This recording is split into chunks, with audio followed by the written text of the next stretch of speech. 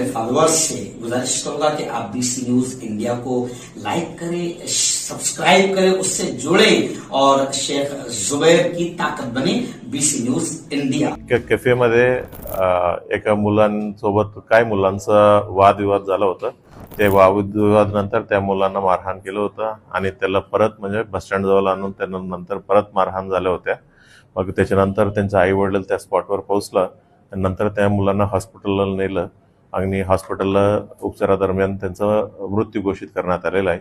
या पूर्ण घटनेमध्ये पोलिसांनी आमचा FIR दाखल करण्याची प्रक्रिया चालू आहे आणि आतापर्यंत आम्ही 2 आरोपींना ताब्यात घेतलेलं आहे आणि आतापर्यंत 8 लोकांचं नाव देखील आम्ही निष्पन्न केलेलं आहे.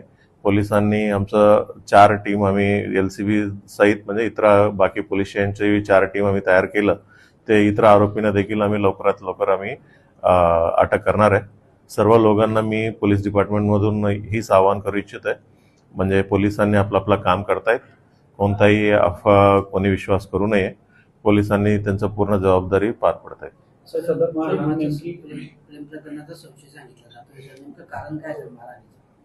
ती सर्व गोष्टी आम्ही इन्व्हेस्टिगेट करतायत. एकदा इन्व्हेस्टिगेशनमध्ये पूर्ण आम्हाला क्लॅरिटी आल्यानंतर म्हणजे आम्हाला तुम्हाला आम्ही परत अपडेट करूया.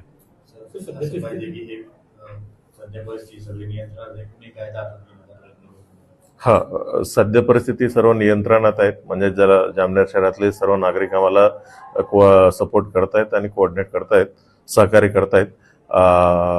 कोणी म्हणजे अफवा इथं जमावामध्ये कोणताही कायदा हातात घेतलं किंवा कोणताही मिसचिव्हसपणा केलं त्याचं आमचं सर्वकडे CCTV आहे. आमचं सर्व लोकांचं मोबाईलमधून देखील म्हणजे खूप लोक व्हिडिओ फुटेज काढतायत. मग नंतर आपलं कारवाईचा बली पडू शकतील. तीच म्हणून मी कोणी कायदा किंवा अशांती कोणी तयार करू नये असं मी आवाहन करू इच्छितो. जामनेर शहरामध्ये जेवढे 10 ते 12 कॅफे आहे त्या कॅफेमध्ये बराच अवैध प्रकार सुरू आहेत, अशा अनेक तक्रारी येतात. त्या विषयावर मला माहिती नाही. मी आत्ताच आलेलो आहे. मी सर्व माहिती घेतो. जर तशा काय असेल तर कारवाई करून घेतो.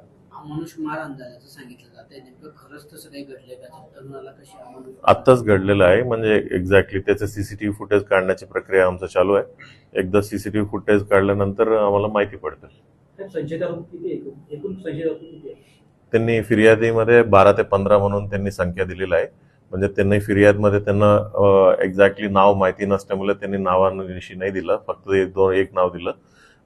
आम्ही आमच्या तपासादरम्यान आता 1 तासामध्ये 8 नाव निष्पन्न केलेलं आहे आणि त्याच्यापैकी 2 लोकांना आम्ही ताब्यात देखील घेतलेलं आहे.